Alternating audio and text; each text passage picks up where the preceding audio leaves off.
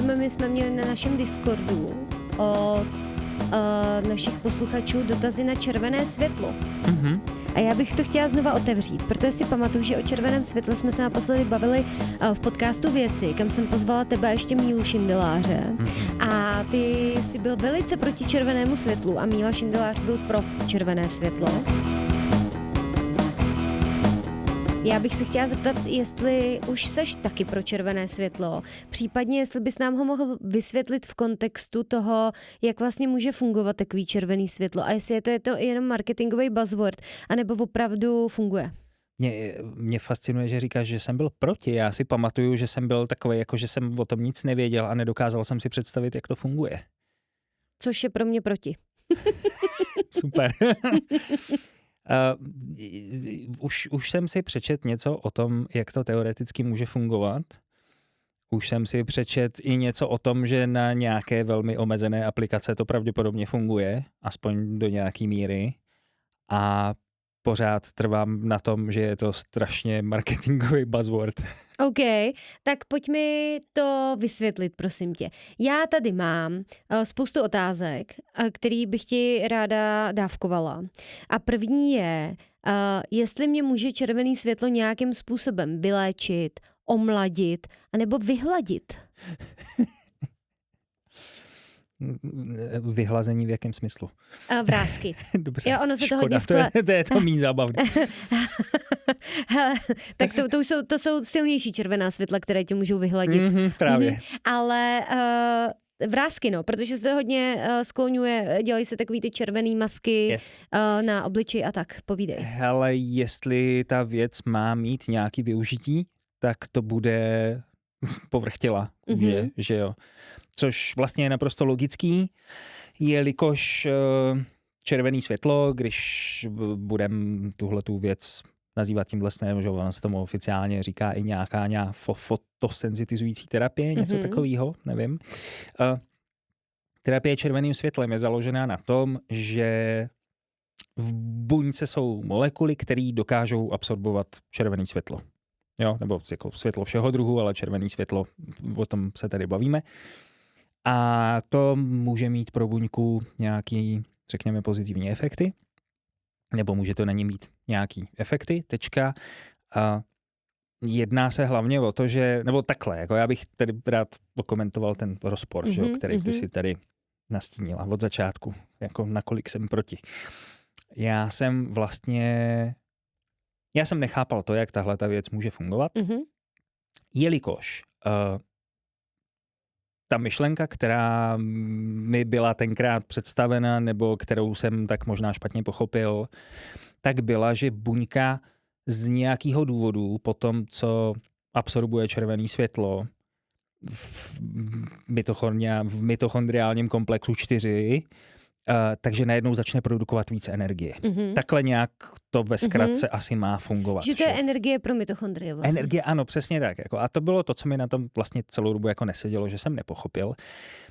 Jak by v mitochondriálním řetězci, o kterém jsme se zmínili v několika předchozích epizodách, jak by prostě zacílení jedné molekuly mohlo způsobit to, že najednou mitochondrie začnou prospívat a dělat víc ATP, nebo jak to mělo být. Což se ukazuje, že to tak pravděpodobně dost možná ani není. Jo? Takže bych jenom chtěl říct, že jako měl jsem pravdu. Ano, Adame, měl jsi pravdu. Zároveň jsem mi vlastně neměl, že jo, protože to funguje trošičku jinak. Je spousta teorií, jak nebo takhle to řeknu. To, že mitochondriální komplex 4, což je protein na povrchu, nebo ne na povrchu, uvnitř mitochondrií, absorbuje červené světlo, což je světlo vlnové délce někde okolo 650 nanometrů vejš, že jo, a jsou i terapie, které používají infračervené světlo, což je mimo viditelný spektrum. Tak tenhle ten protein dokáže absorbovat fotony o této vlnové délce a dokáže to nějakým způsobem indukovat změny v buňce. To, co mně přišlo, a mimochodem jako nikdo pořádně neví jak, jo. Ono je spousta teorií Ale ty teorie, jako každá z nich má prostě trošičku jako trhlinky a chyby. Ale je to, jestli jsme se prostě v minulých epizodách bavili o tom, že třeba sauna nebo otužování má spoustu měřitelných mechanismů, kterýma můžou fungovat a že vlastně nevíme, jak moc jako fungujou vlastně v realitě, tak tady bych řekl, že je to vlastně naopak, jo? Že my víme, že ku příkladu na nějaký kožní onemocnění a v červený světlo může mít docela slušný efekty. Má to nějaký využití při léčbě rakoviny a teď jako myslím ne ve smyslu, že by červený světlo bylo proti rakovině jako takový, ale když dostáváš cytostatika nebo prostě protinádorovou léčbu, že, tak se ti často udělají takový boláky v puse, protože prostě toxické věci. A že na tyhle ty potíže jako v puse, že je to strašně efektivní. A jak se to dělá? To máš jako já nevím, jestli ti strčí žárovku, netuším. Okay. Dobře, ale tak počkej, teď jsme hodně obecný, jo. Yep. Pojďme říct teda, klidně to pojďme probrat per use case, jo, ale když mám tady, hele, pojď, já se tady říznu, tady, jo, a takhle na to posvítím červeným světlem. Co se může dít?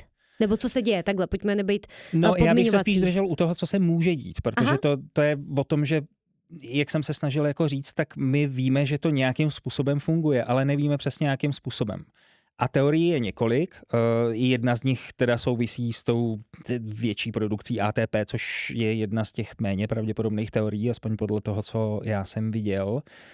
Ale jsou třeba teorie o tom, že cytochrom C, což je ta molekula, teď nevím, jestli jsem řekl správný název, cytochrom C oxidáza, tuším. To je prostě komplex 4. V mitochondriální vnitřní membráně. Tak může za jistých okolností mít na sobě navázaný oxid dusnatý, NO, že jo? To je taková ta signální molekula, která v kontextu cév vlastně způsobuje třeba roztáhnutí cév, že jo? Taková vazodilatace. A má mimo jiný spoustu efektů jako signální molekula uvnitř buňky. Takže jedna z teorií, proč tohle to může fungovat, je, že tenhle ten oxid dusnatý je normálně navázaný na ten komplex 4 a tím, že do toho komplexu 4 praští to světlo, ten foton červený, v úzovkách červený, protože on není červený, takže se stane to, že ten oxid dusnatý se z té molekuly uvolní a může mít nějaký další účinky v té buňce. OK? Jedna teorie. Druhá teorie je, nebo ta je v podstatě měřitelná, jenom se neví, jakým způsobem to nastává, je, že červený světlo, tam kam dosáhne, tak tam mění genovou expresi některých věcí. Může způsobovat rakovinu? Asi ne, nevím, netuším. Takhle, jako není nic, co by naznačovalo, že ano, jo, to jsme spíš u toho ultrafialového světla, což je opačný spektrum. To je karcinogenní. Jo, takže my víme, že červený světlo může měnit genovou expresi. Nevíme pořádně jak. OK? Jo. Další mechanismus, který by potenciálně mohl v tomhletom hrát roli, je, že ve chvíli, kdy jsme v mitochondriích a máme tam ten komplex 4 a praští do něj ten foton, takže to ty mitochondrie nějakým způsobem jako malinko naruší a rozhodí rovnováhu a když některé věci rozhodí rovnováhu v mitochondriích, tak se začnou produkovat většinou kyslíkový radikály, že jo, takový ty ROS se tomu říká, reaktivní kyslíkový radikály. Oxidativní stres v podstatě.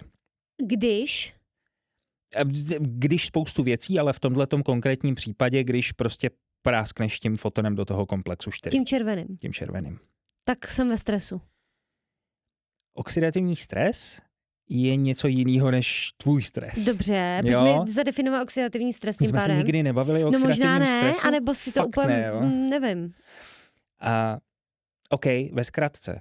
Oxidativní stres je buněčný stav, který nastává tehdy, když se v buňce octne spousta kyslíkových radikálů, nebo prostě větší množství kyslíkových radikálů, což jsou molekuly, radikály rovná se molekuly v tomhletom případě. Radikály se jim říká, protože prostě je to chemický terminus technicus pro tuhletu věc. A tyhle ty věci jsou známý tím, že strašně rády oxidují všechno okolo. Jo, to znamená, buď se na něco navážou, nebo tamhle změní něčeho strukturu, nebo prostě jsou reaktivní strašně. Jsou to malý nasraný reaktivní molekuly uvnitř buňky. Když je jich hodně, tak se potom bavíme o oxidativním stresu, který poškozuje tkáně, poškozuje DNA a obecně je takovej ten jako Takže je to vlastně stres jenom jiný. Dobře. Stres jenom jiný. Prostě poškozuje, ubližuje, stres ubližuje. Jo, tak. a jako strašně dlouho se věřilo tomu, že jestli ti něco říkají antioxidanty, tak to jsou věci, které mají přesně bojovat proti těmhletěm kyslíkovým radikálům. Dobře, a pojďme, promiň, ale já se v tom potřebuju trošičku víc zlehčit, to potřebuju. Aha. Jo, takže já na sebe namířím červené světlo, protože jsem se tady řízla, mám tam strupík. Aha. Jo, červené světlo udělá, teda, teď mi to řekni úplně zjednodušeně, jak. To, co víme, nebo to, co si myslíme, že víme, ta část, kterou si myslíme, že víme, je, že to červené světlo ti v mitochondriích trefí proteinový komplex, kterému říkáme komplex 4. Ano. Pak se stane nějaká magie. A oxidativní stres.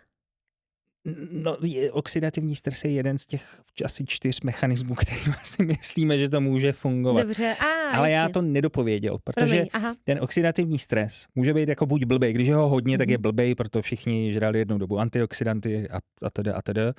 Dneska už víme, že trocha toho oxidativního stresu funguje zase jako nějaká signální molekula v buňce. To znamená, že když se někde najde trošička oxidativního stresu, těch kyslíkových radikálů, tak to není jako, že buňka začne dělat jako oh my god, zachraňte mě všichni, ale řekne, hele, jako tady o to bychom se měli zajímat a je to vlastně v pohodě. Co z těch mechanismů jako reálně zatím stojí, vlastně myslím si, že nikdo neví. Nevím o tom, že by to někdo věděl. Jo? Dobře, takže nevíme, co se stane, ale možná nám to pomůže zahojit kůži třeba? Jo, třeba. Zrovna hojení ran, co jsem četl, tak je vlastně jako docela legit aplikace. Já si totiž pamatuju, že já mám totiž doma, a toto není sponzorovaný díl, i když by mohl být, mrkám, ale Mytolite jsem měla doma. Jo. Protože mi to doporučil právě Míla, který s ním ale měl spolupráci na to, že jak jsem šla na operaci odstranění žlučníku loni, tak na hojení vlastně mi to doporučil, jo? A teď počkej, ale ono to má plot twist totiž. Aha. Takže já jsem si to koupila, přišla jsem domů, měla jsem čerstvý jizvy ještě s těma, jak se tomu říká? Stehy? I stehy, děkuju. Takže ale chtěla jsem být opatrná, takže jsem zadala do chatu GPT v té době ještě. Mám červený světlo, mám stehy, jsem po operaci, můžu červený světlo a ono to řeklo, ne, teďka ještě ne, protože je to otevřená rána a já, OK, počkám. Pak jsem byla to a vlastně po každý mi to řeklo, že teď to úplně nedoporučuje. A vlastně jako první 2 měsíce jsem to nepoužila, jo. A byla jsem jako ty vole, tak proč jsem si to kupovala? Protože když jsem se na to ptala jako před, tak mi to řeklo, jo, to se ti bude moc hodit červený světlo, jo. No a pak mi to vlastně celou dobu říkalo, no teď bys neměla úplně, protože, jo, a furt mi to vysvětlovalo, že ne. Takže já ho mám vlastně jako doma, použila jsem ho, stalo 17 000 korun, pojďme si to říct na rovinu. A použila jsem ho třeba jako přísám bohu 10krát. A většinou ve fázi, kdy jsem měla unavený svaly, třeba stažený jako ty trapézy, tak jako na prohřátí, protože ono to má i takový to trošku infračervený, že zapneš obojí a hodně to hřeje a má ti to uvolnit ten sval. Okay. Tak já se chci zeptat teďka na to, jak to je teda s tím hojením.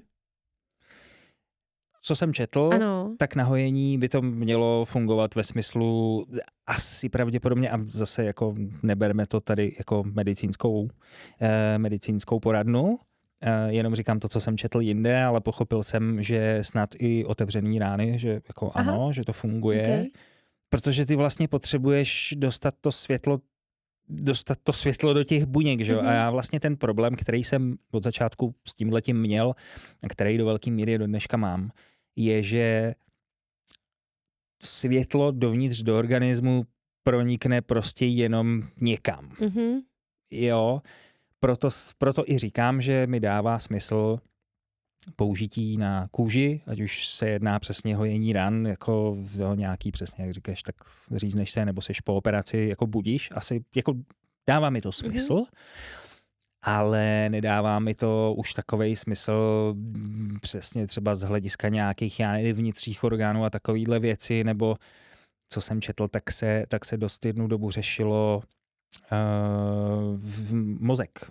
jo? Což jako přes lepku to už si vůbec jako neumím představit, jak by tam chtělo co A to dosvítit. teplo, nepomůže nějak to teplo, protože ono je to opravdu jako hodně hřejivý. Třeba to, co mám já, si můžeš fakt jako, můžeš regulovat červený světlo a pak můžeš regulovat tu druhou věc, která teď nevím fakt, jak se jmenuje.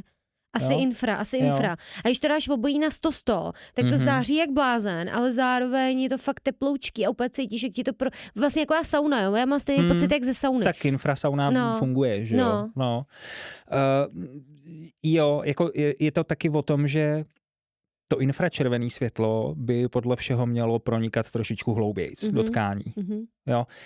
Takže tam si umím představit, že nějaký povrchový svaly, šlachy třeba jako asi fajn, takže když někdo přijde a řekne, hele, dobrý nějaký uvolnění bolesti, třeba achilovky, která je hned po povrchem kůže, asi proč ne, jo, ve chvíli, kdy mi někdo začne říkat, že si tím svítí dovnitř do hlavy.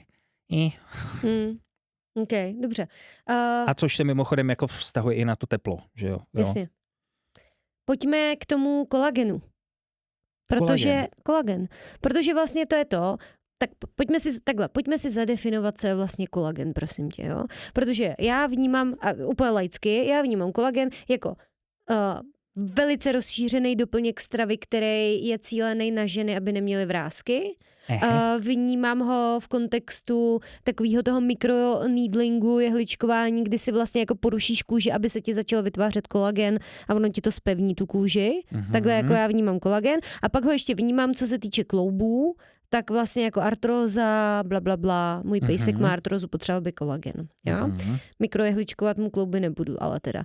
A tady je vlastně moje otázka, jak tohle může ovlivnit tu tvorbu toho kolagenu a jestli opravdu, protože se fakt hodně prodávají ty beauty masky, jakoby, jo, že si fakt vemeš masku a je to červený světlo, tak jestli opravdu tohle to může fungovat a jakým způsobem? No, kolagen je takový protein. Kolagen je bílkovina, kterou plivají různý druhy buněk, zvlášť fibroblasty okolo sebe. A je to taková ta věc, která v případě kůže jako dodává elasticitu, že jo? Když je ten kolagen dobře udělaný, ve smyslu správně biologicky. Protože kolagen zároveň je i třeba jizva. OK? Aha. Jsou to jiný druhy kolagenu. Rozlišoval bych to, když se budeme bavit přesně o... No, jako moje první reakce byla taková, jako prostě přesně mikrojehličkování a mikrojizvy, jo? Což už máme kousek k botoxu. No počkej, tak pojďme si říct nahlas, že uděláme díl na zkrášlovací procedury. Ten nám tam visí a ten já se strašně těším. Já to nechci říkat nahlas. Ale ne, to řekneš. Ale teď mě zarazilo, že vlastně ty si poškozuješ kůži, protože jizvy jsou většinou bez vrásek, že jo? To je vlastně pevná, krásná kůže, ne? Takže ty si vlastně poškozuješ mikrojehličkováním kůži tak, aby se ti vyhladila do jizvy, když to řeknu. Ne. Ono to má trošičku detaily v sobě, jo? Protože on je to sice stejný protein z molekulárního hlediska, nebo prostě je to kolagen, ale jsou to různý druhy kolagenu. Jo? Kolagen 1, kolagen 3, jestli si to správně pamatuju. Okay. A ten rozdíl je v tom, jak jsou vlastně ty kolagenový vlákna organizovaný vůči sobě, tam, kde prostě jizva je nějaký, řekněme, chaos neorganizovaný, tak tam prostě ta pojivová tkáň, která funguje tak, jak má, je, řekněme, organizovanější a taková jako fyziologicky víc vymodelovaná, nevím, jestli je to správný slovo. Spousta kolagenu jsou mimochodem třeba šlachy, že jo, taky, jako já jsem tady tu jizvu tak hodil, jako abych tě vyděsil, ale... Skvělý, vynikající. Jo, no, k tomu červenému světlu, ve chvíli, kdy vím, že kolagen produkujou třeba kožní fibroblasty, což jsou prostě specializované buňky v kůži, které produkují mimo jiný kolagen, a ve chvíli, kdy přijmu tu tezi, že červený světlo nějakým způsobem, který, jak jsme si řekli, tak vlastně jako úplně neznáme, může aktivovat buňky, tak jako vlastně, prosím tě, teď nastává ta část, kdy ty řekneš, že jdeme pryč. Jdeme pryč a jdeme pryč za paywall na forenders.cz jak funguje život. A pak jdeme na Discord. A jdeme na Discord, Možná. kde se tě lidi můžou ptát úplně na všechno, co je napadne. Ptát se mě můžou na všechno a já na co chci, tak odpovím. To je fér. A na ten Discord se ale dostanete jenom přes to Forenders, když si nás zaplatíte, takže tak my jdeme pryč. Papa. Takhle, umím si představit, že ty benefity, které očividně dokázaný jsou. Dává ti to smysl, že by vlastně tady ty mini záněty kůže to mohlo léčit? Mám rád molekuly a rád vím jako skrz co, kam, proč a jak přesně, kdy to funguje, kdy to nefunguje, jestli je nějaká intenzita toho světla, která je třeba too much. 17% zlepšuje barevný kontrastní vidění. Pásy a panely, který když si obmotáš kolem bříška, tak ti rozpustí tuk. Já chci vyndat svý máslo ze svý ledničky a rozpustit ho. Prostě si dostaňte do kalorického deficitu. A budete úplně zadarmo pálit tuk. To je úplně převratně nová myšlenka. Ano.